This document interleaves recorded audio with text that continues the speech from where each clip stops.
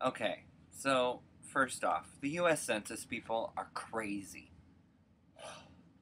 They keep calling me and sending me I'm like, I sent in my fucking census like a month ago. Leave me alone. I answered all the questions you need. You don't need to know whether or not I own this or how much blah blah blah. God, I don't care. California, let it go.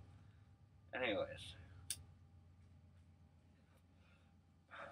so it's official. The transfer of power has happened. I'm the president of gay at Sierra College in Rockland, California.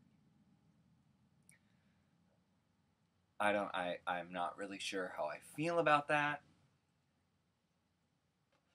Well, no. I know how I feel. I have a mix of emotions simply because when I was in high school, I got asked to leave. I have so much crap everywhere. I got asked to leave the school 10 years ago, actually. 10 years ago now, uh, because of a lot of things that I was doing to try and adjust to my sexuality. And one of those things was start a gay straight alliance at my high school. And ever since that experience and how, I don't want to say traumatizing it was, but, you know, it was a rough road. Times were different 10 years ago, which sounds bizarre to say that in 2000 gays weren't as visible as they are now, and that's probably why a few years after I left the high school they started one, but that was another lifetime ago. You know, I defined myself early on by trying to have a place where we could come together, and it feels strange 10 years later to go back to that and be in charge of it and be the one that's leading like I tried to do years ago.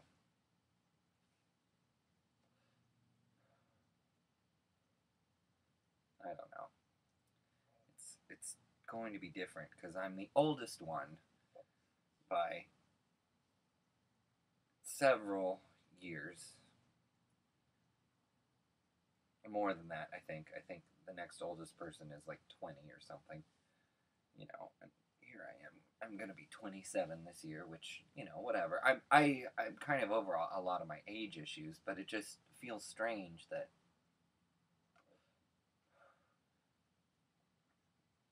I've kind of come full circle as far as the whole school experience is going. Finals week is a nightmare. Can I just anyone who's going through finals right now, oh, they're a nightmare. But that's not really what this is about. This is about Sean.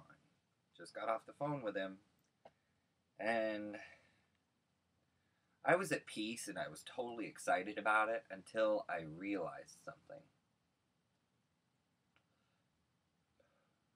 We're going to have sex. I know. And most everybody is like, "Aren't you excited about that? Oh my gosh, you're finally going to get to be with Sean in the flesh, blah blah blah." And yeah, that's neato. But Sean and I haven't had sex ever. We had a brief moment where something almost happened 6 years ago. Wow. And now I'm going to see him in the flesh, and I'm not really sure how I feel about sex with him.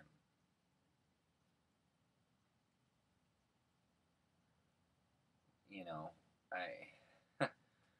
Isn't that so funny? I'm someone who has pretty much defined his whole life, for the most part, for the majority of those last 10 years by sex. I spent myself 10 years ago trying to define myself by sex. And here I am faced with sex with someone I actually love, and it kind of terrifies me. But I think that's kind of the point, isn't it? It's going to mean something now. If it's good, if it's bad, if it's fantastic, if it's so-so, it's going to mean something.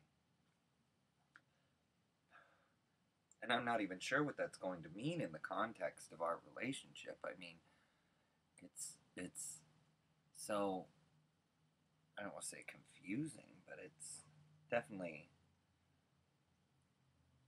a new experience. You know, the funny thing is that the reason I held off having sex with Sean in the first place 6 years ago was because I wanted it to mean something then. And, you know, now it's piled up and holy shit, it's going to mean something. I mean, I am seriously nervous. I mean, you can see my house, it's a wreck. I have to get that in order. I have to get myself in order. I have exactly like 4 days once my last final ends to recover and figure out what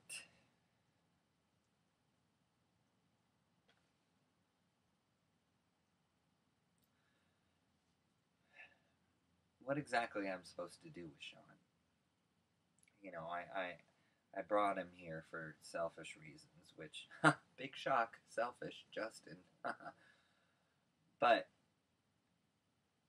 you know, the truth is that he's coming here. And I don't want it to be just selfish reasons for him to have a good time. I mean, I suppose it is selfish because I love him and I want him to love me the same. God, somebody stop me. Sound like an episode of Oprah. But that's the truth.